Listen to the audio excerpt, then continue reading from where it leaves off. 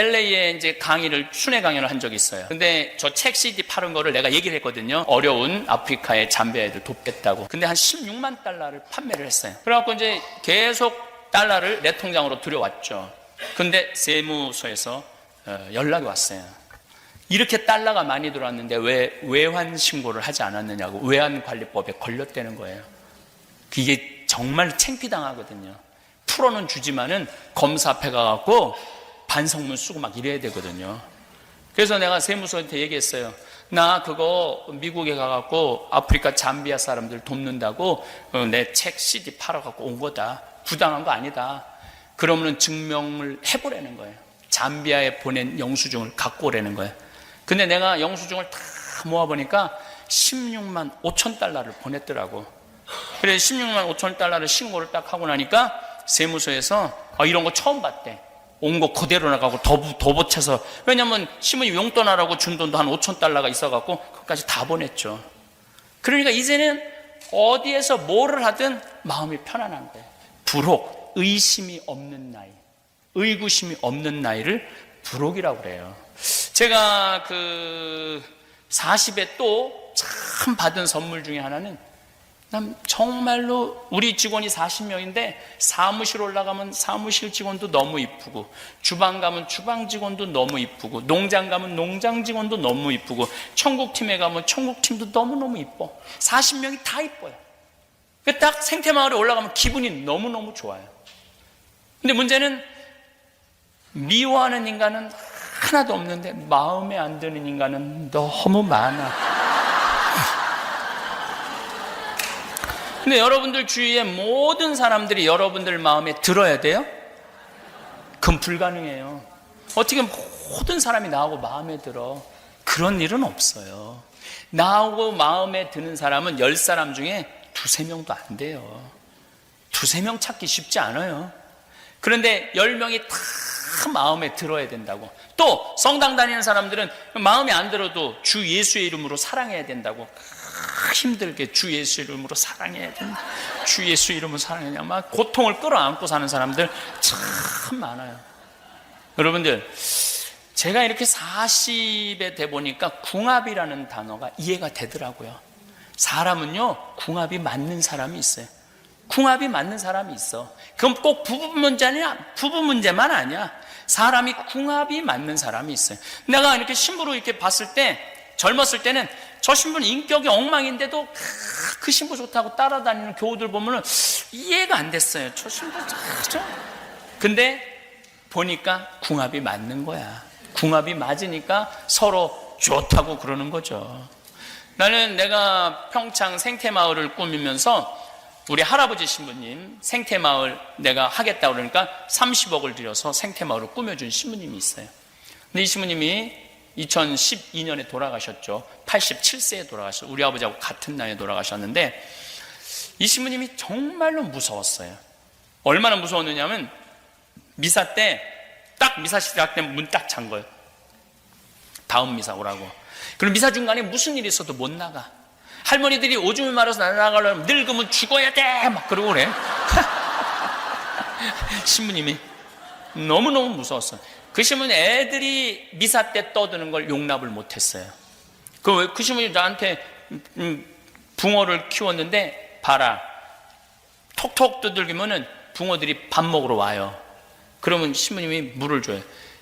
저기 막 밥을 줘요. 물고기도 훈련되면 되는데 왜 5살 되는 애가 훈련이 안 되냐? 이건 부모가 안 가르쳐서 그렇다. 그래갖고 이제 애들이 미사 때 떠들면은 이 새끼 애미 누구냐고. 자식 교육 똑바로 시키라고. 대놓고 하세요, 대놓고. 한 번은 5살 된 애가 신부님 막 이제 감사송, 성창 감사송 하는데 다 걸어 들어오는 거예요. 그럼 신부님 어떻게 그냥 가만히 있어 이러고.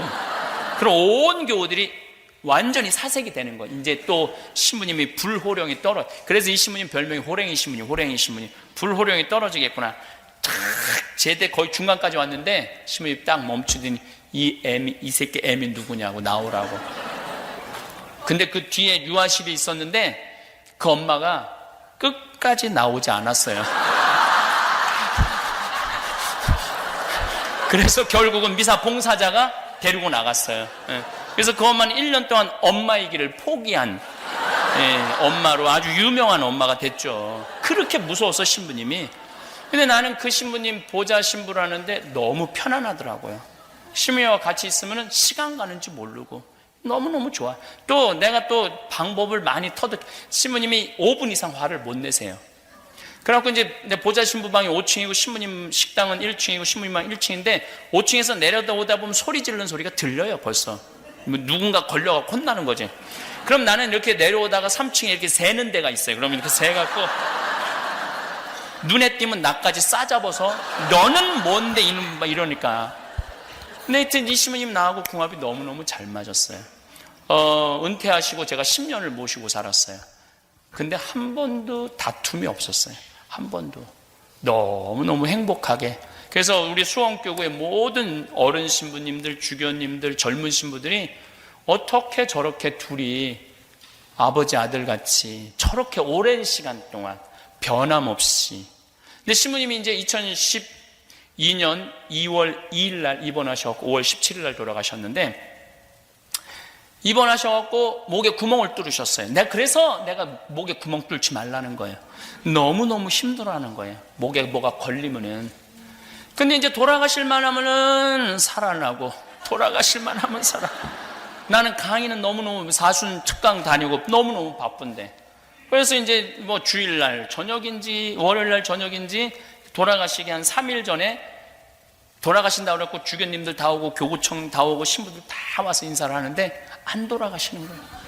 밤 12시가 됐는데. 근데 다 간다면서 나보러 한다는 소리가 네가 지켜. 난 내일 강의 있는데. 자기네들은 10분 정도만 되면 집에 가는데 난 3시간 운전하고 평창 들어가야 되는데 새벽 3시까지 기다리는데도 안 돌아가시더라고요. 그래서 내 신부님 내가 오늘 강의가 있어서 갔다 올 테니까 그 전에 돌아가시면 안 된다고. 그래갖고 이틀을 이제 강의를 하는데 너무너무 느낌이 이상한 거예요. 그래서 오늘은 안 되겠다. 그래서 보좌 신부한테 네가 다 해라 프로그램. 그리고 이제 수원으로 왔죠. 와갖고 이틀 동안 혼수 상태에 계셨는데 제가 지인들도 다 오라고 그랬어요. 벌써 다 20명 정도 와 있더라고요. 신부님 귀에다 대고 이렇게 얘기했어요. 신부님 이제 가셔라. 이제 가셔야지 신부님도 편안하고 나도 편안하고 옆에 있는 사람들도 편안하고 그러지 않느냐. 그렇게 이제 혼수 상태에 계신 신부님 귀에 그렇게 속삭였는데 신부님 눈을 딱 뜨는 거예요. 내가 죽으라고 그랬는데 눈을 딱 뜬 거야. 얼마나 놀랬는지. 그 교우들이 그러는 거야. 저거 보라고. 저 수많은 신부들이 와서 신부님 눈 한번 뜨라고 그래도 눈 안 뜨더니 저 사랑하는 신부가 오니까 눈 뜨는 거 보라고. 그래서 내가 신부님한테 말씀드렸어요. 신부님 평생 저 바람막이 대주시고 제 아버지같이 이렇게 돌봐주셔서 너무너무 감사하다고. 이제 하느님 품으로 가실 때 됐다고. 이제 여기 다 눈 마주치고 다 바라고. 평생 신부님 따라다니던 지인들 아니냐고 다 눈을 마주치시더라고. 내가 손을 꼭 잡고 신부님 이제 편안하게 가시라고. 근데 딱 눈을 감으시는 거예요. 그러니까 마지막까지 내 품에서 돌아가신 거예요. 궁합이 기가 막히게 맞은 사이죠. 그렇게 궁합 맞기가 쉽지가 않거든요. 그러니까 인생에 많은 사람들이 그렇게 궁합에 맞는 게 아니에요. 그러니까 여러분들 굳이 궁합 안 맞는 사람 주 예수의 이름으로 사랑한다고 들이대지 마세요. 안 맞으면 안 맞는 거야. 주 예수님 이름까지 들먹일 필요 없어. 그냥 간단한 인사만 하고 정말 마음에 드는 사람, 정말 나하고 맞는 사람하고 사랑 쌓기도 바쁜 세상에 굳이 안 맞는 사람 그냥 갈등 일으켜가면서 그냥 마음의 상처 줘가면서 받아가면서 그러실 필요가 없어요. 제가 이제 나이가 이제 50이 됐어요. 이제 지천명의 나이야. 하늘의 뜻을 아는 나이에요. 요즘 제가 이제 다음 시간에 아주 드라마틱한 화면을 보여드리면서 말씀을 드리겠지만은 하느님께서 나를 왜 사제로 부르셨고 왜 아프리카로 보내셨고 그걸 알 것 같더라고요.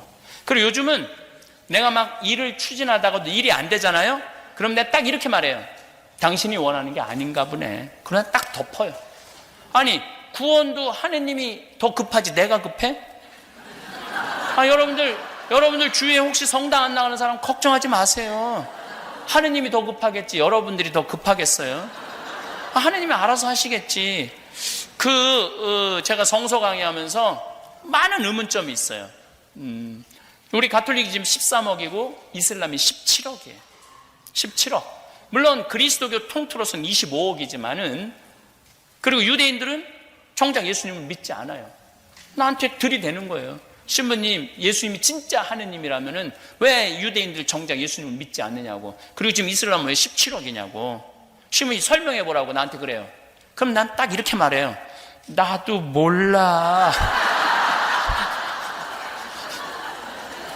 그걸 내가 어떻게 다 알아야 돼? 난 그냥 예수님이 너무 좋고 예수님 사랑하고 예수님의 사제야. 그런 것까지 내가 알 수 없는 것까지 나 설명할 능력 없어. 나도 몰라. 당신이 알아서 물어봐. 그리고 인터넷에 또 이런, 내가 신앙생활을 해보니까 공부를 해본, 과학을 공부해보니까 하느님이 없는 것 같고, 어쩌고저쩌고 막 그래. 지금 이런 사람 어떻게 해? 나도 몰라. 자기 인생 자기가 알아서 하는 거지. 내가 그 인생까지 걱정해야 돼? 그리고 하느님이 알아서 하시겠지. 나중에 알아서 계산하시겠지. 마음이 참 편안해졌어요. 한 번은 내가 간호대학 짓는다고 나는 2억을 내놓을 테니까 1,000만 원씩 30명만 나한테 좀 보내달라고 내가 한국에서 평화방송에 강의를 했어요. 2월 달에 강의했는데 4월 마지막 주에 우리 국장한테 물어봤어요. 돈 얼마 들어왔냐? 근데 2억 8천이 들어왔다는 거예요. 2억 8천. 그냥 난 모금을 안 다녀요, 나는. 하느님이 필요하면 보내주겠지. 안 보내면 나도 안 할 건데. 급한 건 하느님이지 내가 급한 게 아니거든. 그 2억 8천이 2달 만에 2억 8천 들으면 대단한 일이잖아요. 근데 나는 기도를 어떻게 했느냐면은, 하느님, 왜 2천만 원이 비냐고. 아니, 내가 2억 내놨으면 당신 3억 내놔야 될 거 아니냐고. 왜 2천만 원이 비느냐고. 오후 3시에 그렇게 기도하고 4시 강의에 교우들한테 얘기를 했어요. 나 오늘 이렇게 기도했다. 근데 저녁 8시에 할머니 한 분이 전화를 했어. 그것도 개신교 다니는 할머니가. 개신교 다니는 할머니가 전화를 했는데, 신부님, 기도 중에 하나님께서 황창현 신부님 돈 필요하다고 2천만 원 보내라고 그래서 보냈다는 거예요. 이게 웃을 일이 아니라 무서운 일이에요. 얼마나 내가 무서웠는지 몰라요. 내가 반장난식으로 하느님 왜 2천만 원이 비느냐고 그랬는데, 그날 저녁에 2천만 원을 보내준 거예요. 얼마나. 그래서 하느님의 섭리라는 게 우리가 믿어야 돼. 저는 잠비아 일을 하면서도 막히는 일들이 너무 많아요. 근데 내가 하느님한테 이렇게 기도해. 나는 심부름은 내가 정말로 열심히 할 자신이 있다. 내 목숨을 걸어서도 할 수 있다. 그렇지만 안 되는 부분은 당신이 알아서 해라. 내가 안 되는 부분은 당신이 알아서 해야지. 내가 그것까지 억지로 하냐. 그러니까 순리에 따르게 되더라고요. 억지로 하는 게 하나도 없어. 그래서 귀양 막 말라온 김에 한마디 하면, 내가 여주에 16만 평 제2생, 저기 그걸 써놨더라고. 그 제2생태마을 저 기금 아니에요. 저거 팔아갖고 잠비아로 나가지. 수원교구 돈 많은데 뭐하러 힘들게 청국장 팔아갖고 수원교구에 내려놔. 아프리카에 내려놔야지. 제2생태마을을 내가 허가를 다 받아놨어. 불가능한 허가를. 근데 딱 교구청에서 연락이 와서 손 띄라고. 근데 내가 어떻게 말했느냐면, 띄겠다고. 보통 신부들 같으면은 5년 동안 했는데 일이 나하고 말 한마디 없이 손 이렇게 띄라고 말할 수 있느냐, 어쩌고 저쩌고. 그러는데 그것도 내가 보기엔 다 성숙하지 못한 사람들의 행동이에요. 나는 신부고 교구청의 명령에 따라서 하는 신부인데 띄라고 그러면 띄어야지. 아주 간단한 거예요. 근데 막 내가 하면 안 된다고 막 불때같이 일어나던 신부들이 너무 당황한 거야. 내가 싸울 줄 알았더니 바로 손 띄니까, 아니 저건 아닌데 싸워야 되는데. 저는 지금도 생태마을에서 본당 신부로 발령 나도 난 나갈 수 있어요. 아프리카에서 저렇게 추진하다 했는데 교구에서 하지 말라 그러면 난 안 할 수 있어요. 왜냐하면은 나머지는 하느님이 알아서 하겠지. 나는 본당 가서 행복하게 살면 되지. 손해는 누가 나? 하느님이 나겠지. 내가 나는 게 아니지. 신학교 내가 짓겠다고 내가 한 것도 아니고 당신이 계획한 건데. 50이 돼서 하늘의 뜻을 아니까 마음이 참 편안하더라고요. 억지로 할 것도 없고 포기도 쉽더라고. 60, 이 시간이 없으니까 이제 이순 얘기를 할게. 60, 난 아직 60은 안 됐어요. 이순이 되면 귀가 편안한 나이야. 그리고 이해 못하는 게 없어야 되는 나이야. 60이 되면 모르는 게 없는 나이가 60이에요. 근데 60 된 분들이 난 정말 이해가 안 되네, 처음 듣는 얘기네, 이러면 나이를 헛먹은 거예요. 공부를 안 하는 거예요. 공부를 안 하는 거예요. 60이 돼갖고 남의 말에 귀를 기울일 줄 모른다면은 나이를 헛먹는 거예요. 그래서 60이 되면은요, 다 남의 말에 귀 기울일 줄 알고 끝까지 들어줄 줄도 알고, 뭐 이 말 저 말 할 거 없이 내가 너무 멋있는 60을 하나 만났어요. 직접 만난 적은 없는데 내 후배 신부 중에 하나가 5년 정도 후배 신부가, 그것도 5년 전에 여자 때문에 옷 벗은 것도 아니고 돈 때문에 옷 벗은 것도 아니야. 이게 굉장히 상징적인 신부예요. 기쁘지 않았대요. 미사를 드리는데 기쁘지 않았대요. 강론을 하는데 기쁘지 않았대요. 기쁘지 않은데 여기서 드리는 건, 이건 교우들을 기만하는 거고 하느님을 기만하는 거라고. 그래서 난 더 이상 사제의 자격이 없다고 옷을 벗었어. 너무너무 아깝더라고. 내가 평상시에 아끼던 신부인데 기쁘지 않은 순간이 오죠. 정말로 하기 싫을 때가 와요, 신부들한테. 근데 그 신부는 그 시기를 못 넘긴 거죠. 옷을 벗고 나갔어. 나는 잊었죠. 뭐 참 아깝다 이렇게만 생각을 하고. 근데 그 본당, 젊었을 때 본당 신부한 성모회장이 그 신부를 굉장히 사랑했나 봐. 근데 딸이 하나 있었는데 37, 8, 그 신부 45. 그 딸한테 그랬대요. 너 시집도 안 갈 거면은 그 신부님이 혼자 사는데 힘들 거다. 세상살이 혼자 밥하고 빨래하고 힘들다. 너 시집 안 갈 거면 그 신부님한테 시집 가라. 그래서 어려운 신부님 하나 정말 의지가지 좀 도와드려라. 어떻게 생각하냐? 뭐 나 그 신부님하고 결혼하는 거 그렇게 나쁘진 않아. 뭐 엄마가 허락한다면, 아빠가 허락한다면. 남편을 또 설득을 한 거야. 남편을 설득해갖고, 여보 당신 그 본당 신부님 있을 때 저런 사이 하나 봤으면 좋겠다고 안 그랬어? 저 사이 지금 이제 혼자 됐는데 저 사이 이제 보자고 남편을 설득시킨 거예요. 그래갖고 그 다음에 신부님한테 찾아가서, 신부님 내 딸 얼굴도 예쁘고 돈도 벌고 괜찮다. 그러니까 신부님 혼자 외롭게 살지 말고 내 딸이랑 결혼해라. 설득을 해갖고 결혼을 시킨 거야. 그래갖고 뭐 2년 전 3월 25일 날 본당 상임위원들 다 몇몇 해갖고 결혼을 시켰다는 거예요. 내 말이 나이를 먹으려면 그렇게 먹으라는 거예요. 신부님이 어떤 여자하고 바람났다고 뒤에서 뒷담화하고 욕하고 그러지 말고, 신부님 그렇게 중간에 사제가 나가면 얼마나 힘들겠어. 사제로 편안하게 살다가 그러면은 돈 모아갖고 가서 신부님 용돈 좀 하라고 그러고 그래야지.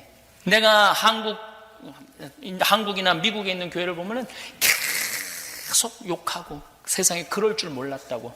그래요, 세상은.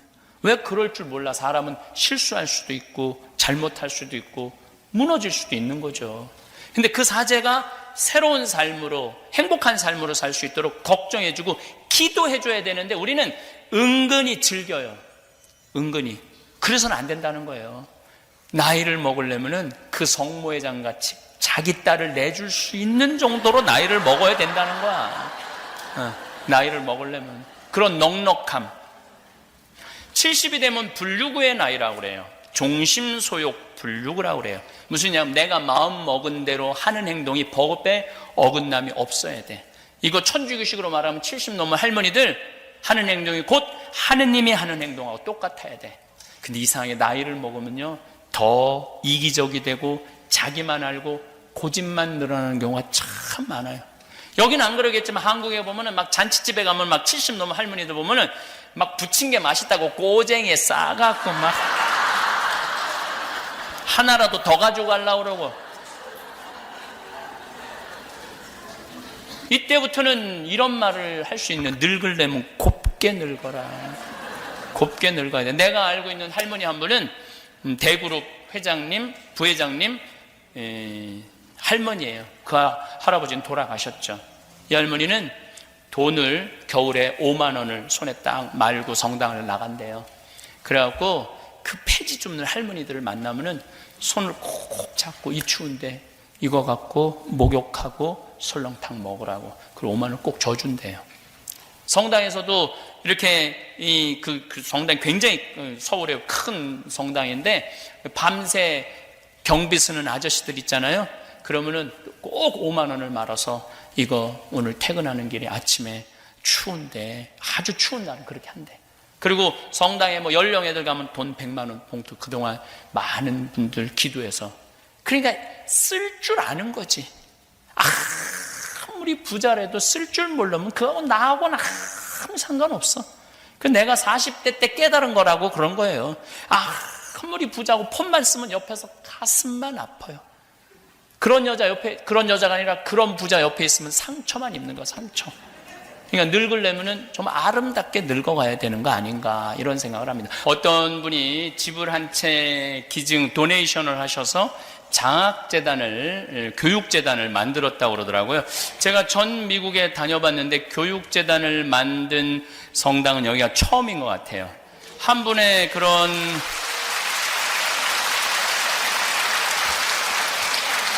그런 도네이션이 내가 보니까 기적의 시작인 것 같아요. 그래서 여기 신부님 하시는 일 중에 제가 정말로 꼭 원했던 일을 하고 있더라고요. 정화상 성인하고 김대건 신부님 성인전을 영어로 번역해갖고 우리 1.5세대나 2세대 같은 경우는 사실은 우리 김대건 신부님이 얼마나 훌륭한지, 정화상 성인이 얼마나 훌륭한지 모르잖아요. 뭐 김대건 신부님 이야기도 너무 감동적이지만 정화상 성인 같은 경우는 감동을 뛰어넘죠. 정화상 성인은 아버지, 어머니, 정화상 성인, 유소사, 최철래, 정정혜, 엘리사벳 온 가족이 하느님 때문에 다 순교를 한 집안이잖아요. 얼마나 대단한 집안이에요. 그리고 정화상 성인마저도 너무너무 사제가 되고 싶어갖고 신학교 교육을 받으셨어요.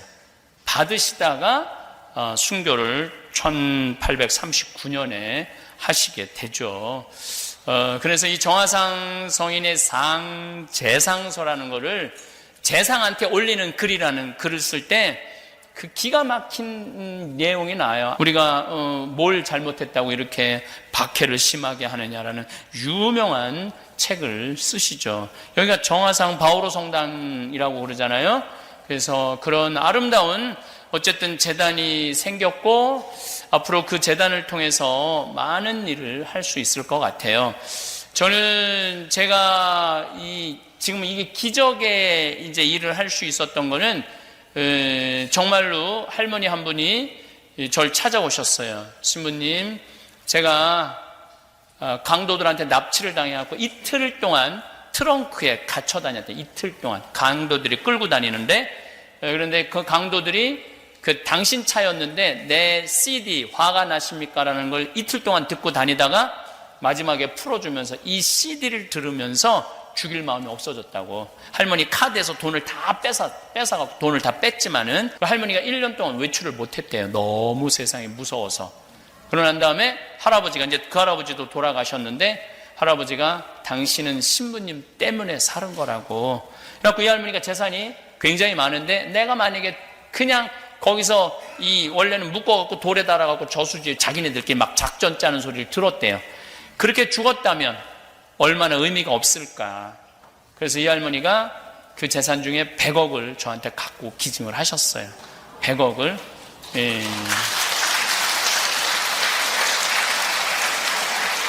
그리고 1년 후에 100억을 더 갖고 오셨어요. 1년 후에 100억을.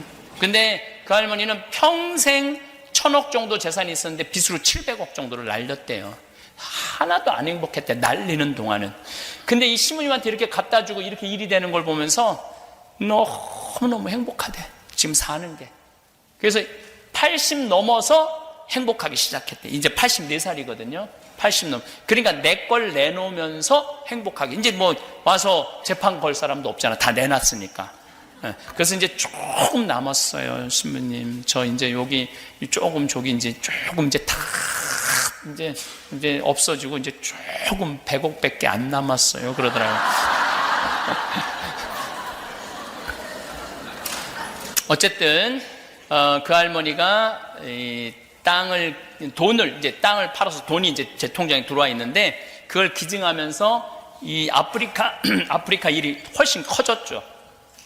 생각보다 훨씬 커지고 신학교까지 짓게 되는 과정을 이제 받게 되는 거죠. 그래서 제가 얘기하잖아요. 내 계획이 아니라고. 이건 하느님의 계획이지 나는 전혀 이런 거 할 생각이 전혀 없었어요. 그냥 농장이나 좀 도와주고 이러려고 그랬는데 이게 정말 대단한 일이 됐잖아요.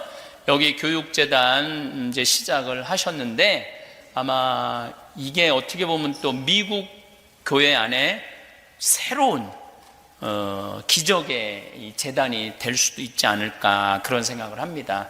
그래서 여러분들 혹시 내가 아까도 어제도 말씀드렸지만 한국 분들 이제 이룰 거 다 이루고 있는데 이대로 머무르면 미션이 끝나는 거예요.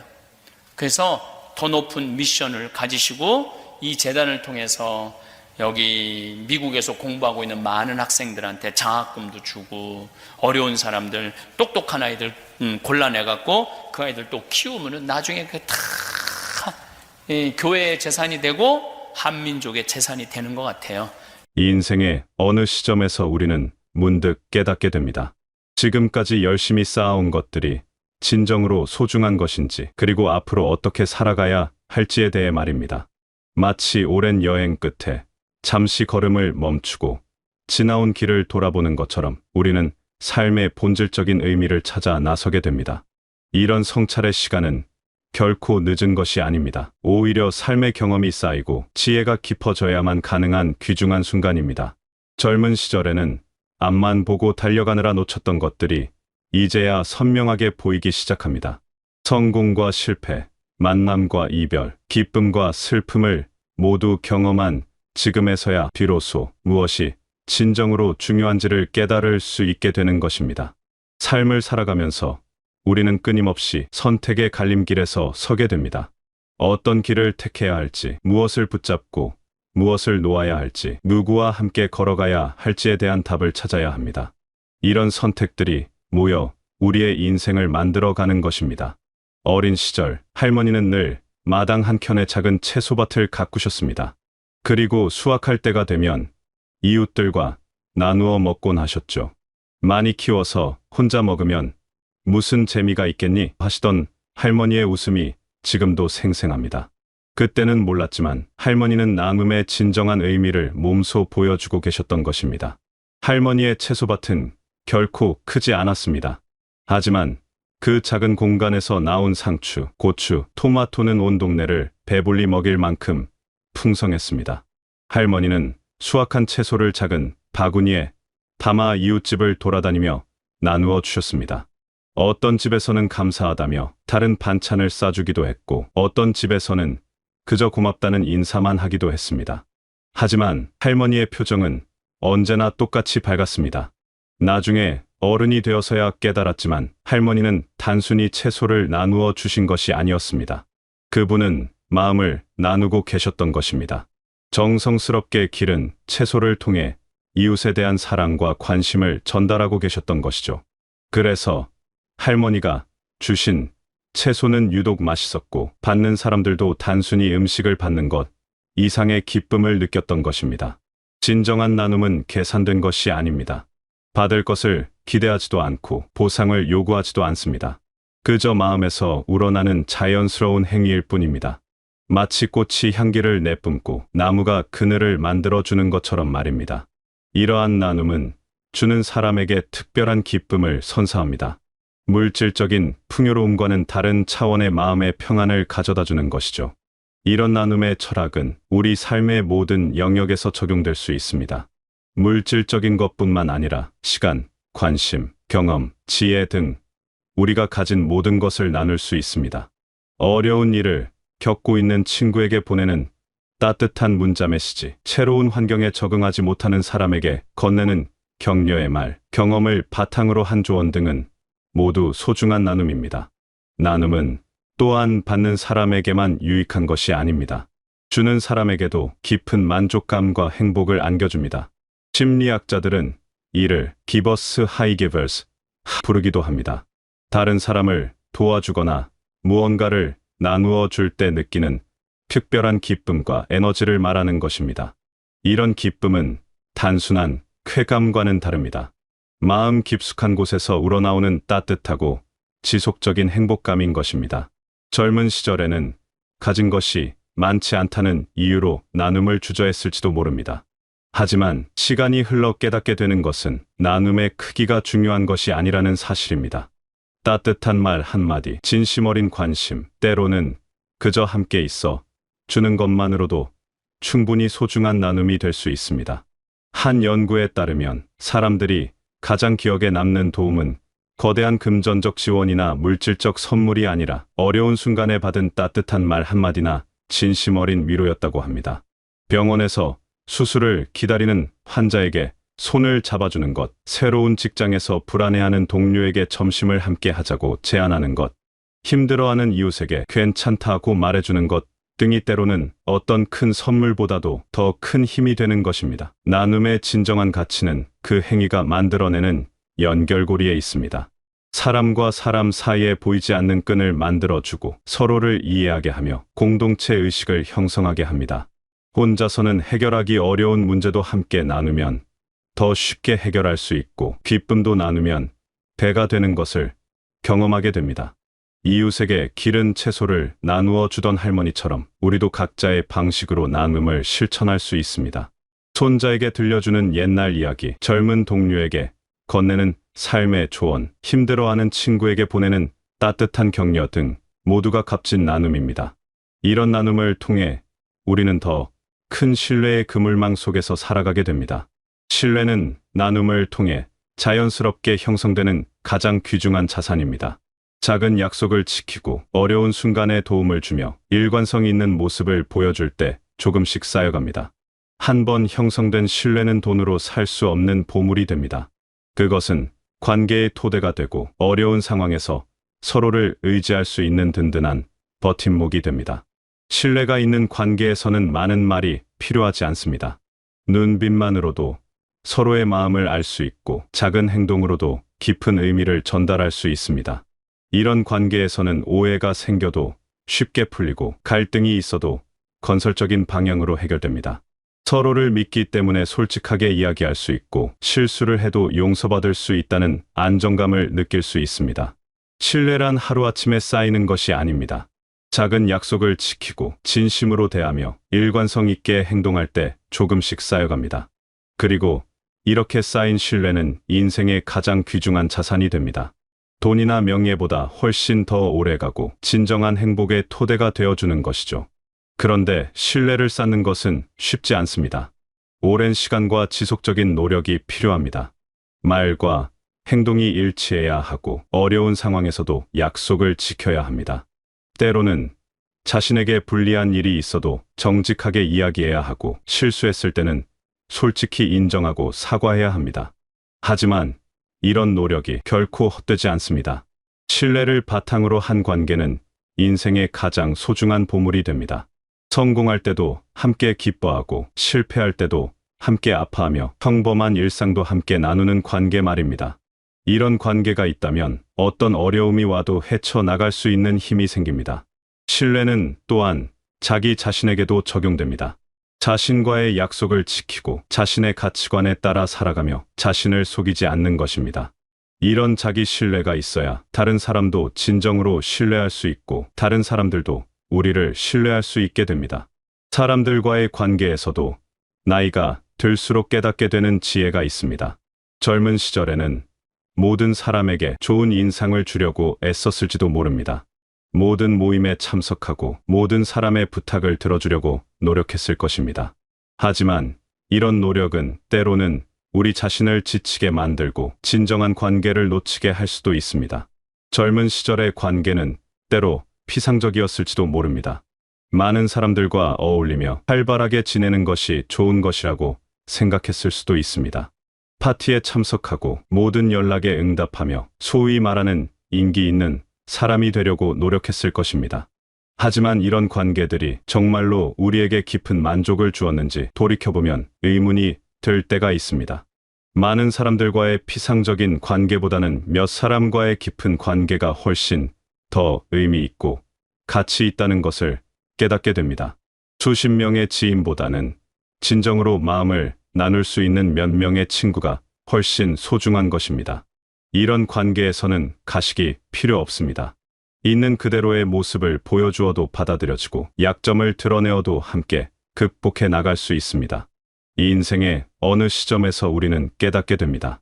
모든 사람과 깊은 관계를 맺는 것은 불가능하다는 것을, 그리고 그럴 필요도 없다는 것을 말입니다. 오히려 진정으로 마음이 통하는 몇 사람과의 깊은 관계가 수많은 얕은 관계보다 훨씬 소중하다는 것을 알게 됩니다. 이런 깨달음은 어떤 면에서는 해방감을 줍니다. 모든 사람에게 좋은 사람이 되려고 애쓰지 않아도 되고 모든 초대에 응해야 한다는 부담감에서 벗어날 수 있습니다. 대신 진정으로 소중한 사람들과의 관계에 더 많은 시간과 에너지를 투자할 수 있게 됩니다. 진정한 관계는 억지로 만들어지는 것이 아닙니다. 마치 강물이 자연스럽게 흘러 바다에 이르듯 진정한 인연은 자연스럽게 만들어지고 깊어집니다. 같은 가치를 공유하고 서로를 이해하며 편안함을 느끼는 관계 말입니다. 이런 관계에서는 많은 말이 필요하지 않습니다. 함께 있는 것만으로도 충분하고 침묵조차 편안합니다. 좋은 관계란 억지로 만들어지는 것이 아닙니다. 마치 강물이 자연스럽게 흘러 바다에 이르듯 진정한 인연은 자연스럽게 만들어지고 깊어집니다. 같은 가치를 공유하고 서로를 이해하며 편안함을 느끼는 관계 말입니다. 관계의 질은 양으로 측정할 수 없습니다. 수백 명의 SNS 친구보다는 진정으로 마음을 나눌 수 있는 한 명의 친구가 훨씬 더 가치 있습니다. 어려운 일이 생겼을 때 진심으로 걱정해주고 기쁜 일이 있을 때 함께 기뻐해주며 평범한 일상도 함께 나누고 싶은 사람들이 바로 진정한 관계입니다. 이런 관계에서는 가식이 필요 없습니다. 있는 그대로의 모습을 보여주어도 받아들여지고 약점을 드러내어도 함께 극복해 나갈 수 있습니다. 성공을 함께 기뻐하고 실패를 함께 아파하며 평범한 일상도 함께 나누는 것이 가능합니다. 이런 관계에서는 서로의 다름을 인정하고 존중합니다. 완전히 같은 사람은 없기 때문에 의견이 다를 수 있고 생각이 다를 수 있습니다. 하지만 이런 차이점들이 관계를 깨뜨리지 않습니다. 오히려 서로를 더 풍요롭게 만들어주는 요소가 됩니다. 다른 관점을 통해 세상을 더 넓게 볼 수 있고 다른 경험을 통해 더 많은 것을 배울 수 있습니다. 진정한 관계는 또한 시간의 흐름을 견딜 수 있는 관계입니다. 일시적인 감정이나 상황에 좌우되지 않고 오랜 시간에 걸쳐 서서히 깊어지는 관계입니다. 어려운 시기를 함께 겪으면서 더욱 단단해지고 기쁜 순간을 함께 나누면서 더욱 특별해지는 관계입니다. 이런 소중한 관계를 유지하는 것은 꽃밭을 가꾸는 것과 같습니다. 꾸준한 관심과 사랑이 필요합니다. 정기적인 안부, 진심 어린 대화, 함께하는 시간 등이 관계를 더욱 깊고 아름답게 만들어줍니다. 바쁘다는 핑계로 소홀히 하면 관계도 시들어갑니다. 하지만 꾸준히 관심을 갖고 돌보면 시간이 지날수록 더욱 아름다운 관계로 성장해 갑니다. 시간 등이 관계를 더욱 깊고 아름답게 만들어줍니다. 때로는 오해가 생기거나 갈등이 있을 수도 있습니다. 하지만 진정한 관계라면 이런 어려움도 함께 극복해 나갈 수 있습니다. 서로의 다름을 인정하고 이해하려고 노력하며 용서하는 마음을 갖는 것이 중요합니다. 갈등이 생겼을 때 가장 중요한 것은 문제를 회피하지 않는 것입니다. 불편한 감정이나 의견 차이를 덮어두고 넘어가려고 하면 관계에 금이 가기 시작합니다. 대신 솔직하게 대화하고 서로의 입장을 이해하려고 노력하며 함께 해결책을 찾아가는 것이 필요합니다. 이런 과정에서 관계는 더욱 단단해집니다. 어려움을 함께 겪고 극복한 관계는 그 어떤 것보다도 견고하고 깊어집니다. 서로를 더 잘 이해하게 되고 더 큰 신뢰를 갖게 되며 더 깊은 사랑을 나누게 됩니다. 관계에서 가장 아름다운 순간은 아무 말 없이도 서로의 마음을 알 수 있는 순간입니다. 긴 설명이나 변명이 필요 없이 눈빛만으로도 위로가 되고 작은 몸짓만으로도 사랑이 전해지는 순간입니다. 이런 순간들이 쌓여 진정한 관계의 깊이를 만들어 갑니다. 이 인생을 살아가면서 우리는 많은 것을 붙잡고 살아갑니다. 성공에 대한 욕심, 인정받고 싶은 마음, 모든 것을 통제하고 싶은 욕구 등이 그것입니다. 하지만 나이가 들어가면서 서서히 깨닫게 되는 것은 모든 것을 내 뜻대로 할 수는 없다는 사실입니다. 젊은 시절에는 모든 것을 계획하고 예측할 수 있다고 생각했을지도 모릅니다. 열심히 노력하면 원하는 결과를 얻을 수 있고 충분히 준비하면 실패하지 않을 수 있다고 믿었을 것입니다. 하지만 살아가면서 우리는 예상치 못한 상황들을 많이 경험하게 됩니다. 아무리 계획을 세워도 뜻대로 되지 않는 일들, 최선을 다해도 원하는 결과를 얻지 못하는 상황들을 겪게 됩니다. 이런 경험들은 처음에는 좌절감을 안겨줄 수 있습니다. 내가 부족해서, 내가 준비를 덜해서, 내가 노력을 덜해서 그런 것이라고 자책할 수도 있습니다.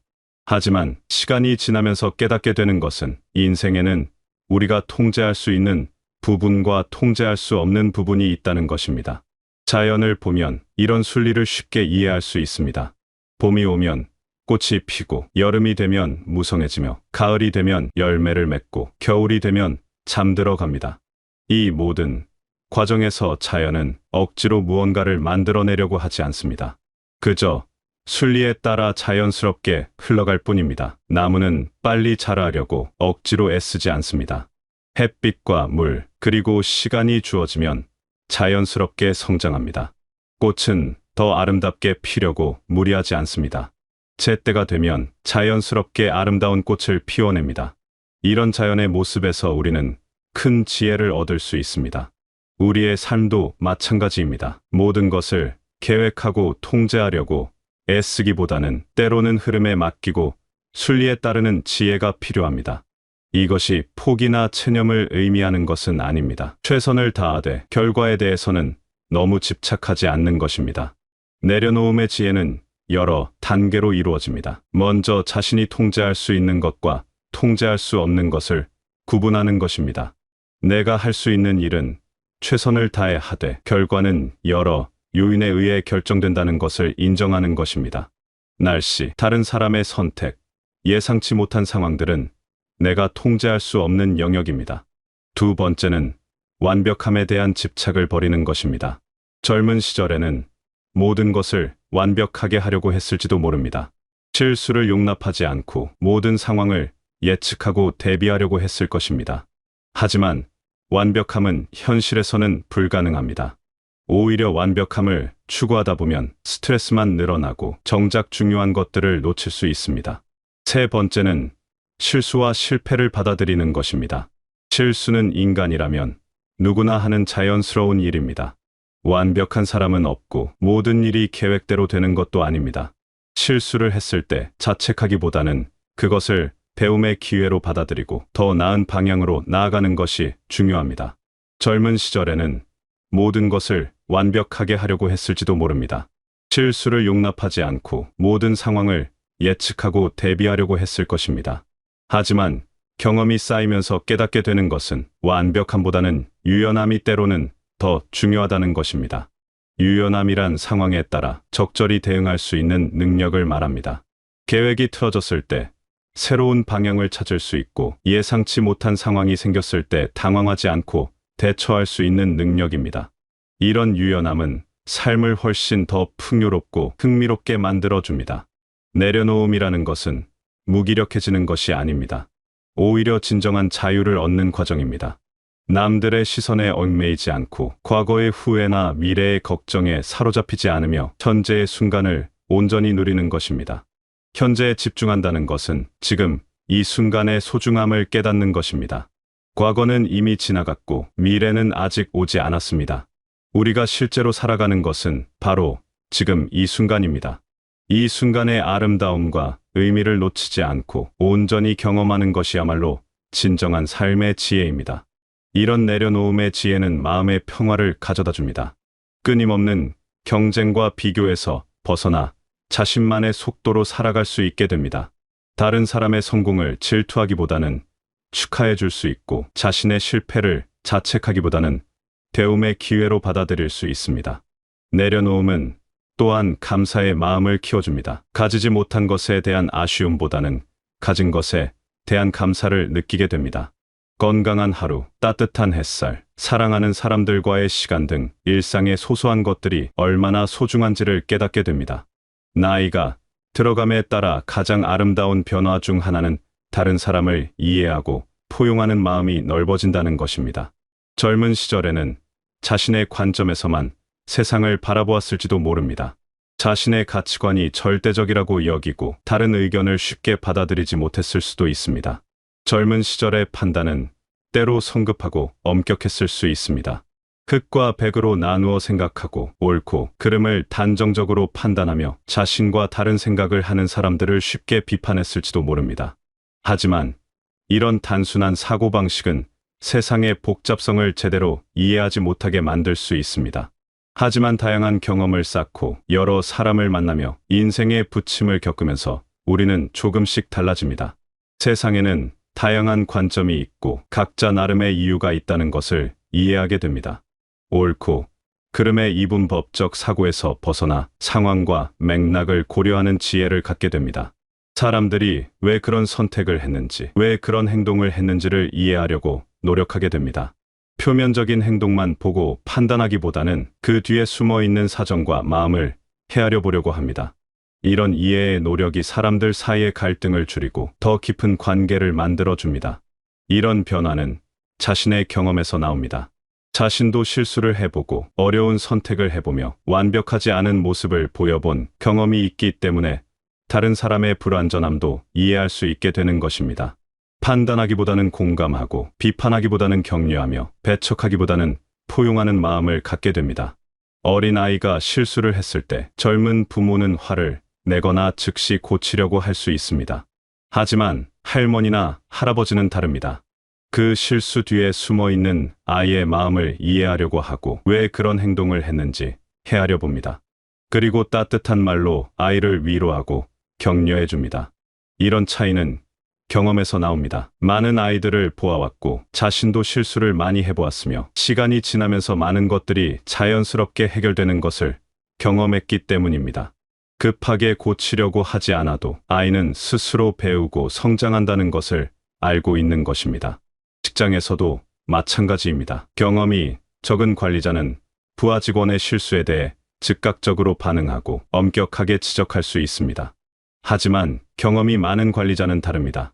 그 실수가 왜 일어났는지를 파악하고 어떻게 하면 앞으로 같은 실수를 하지 않을 수 있는지를 함께 고민합니다. 질책보다는 격려를, 비판보다는 조언을 해줍니다. 이런 넉넉한 마음은 하루아침에 만들어지는 것이 아닙니다. 자신도 많은 실수를 해보고 용서를 받아본 경험이 있기 때문에 가능한 것입니다. 완벽하지 않은 자신을 받아들이면서 다른 사람의 불완전함도 포용할 수 있게 되는 것입니다. 용서의 힘을 아는 것도 중요한 지혜입니다. 젊은 시절에는 상처를 받으면 오랫동안 기억하고 쉽게 용서하지 못했을 수도 있습니다. 하지만 시간이 지나면서 깨닫게 되는 것은 용서는 상대방을 위한 것이 아니라 자신을 위한 것이라는 사실입니다. 미움과 원망을 붙잡고 있는 것은 자신의 마음을 무겁게 만들 뿐입니다. 다른 사람의 말에 귀 기울이는 것도 중요한 지혜입니다. 젊은 시절에는 자신의 이야기를 하는 것에 더 집중했을지도 모릅니다. 자신의 생각을 전달하고 자신의 경험을 나누는 것이 우선이었을 것입니다. 하지만 나이가 들면서 듣는 것의 중요성을 깨닫게 됩니다. 좋은 대화는 말하기와 듣기의 균형에서 나옵니다. 자신의 이야기만 하는 것도 상대방의 이야기만 듣는 것도 진정한 대화가 아닙니다. 서로의 생각과 감정을 나누고 공감하며 이해하는 과정이 진정한 대화입니다. 경청의 기술은 단순해 보이지만 실제로는 매우 어려운 것입니다.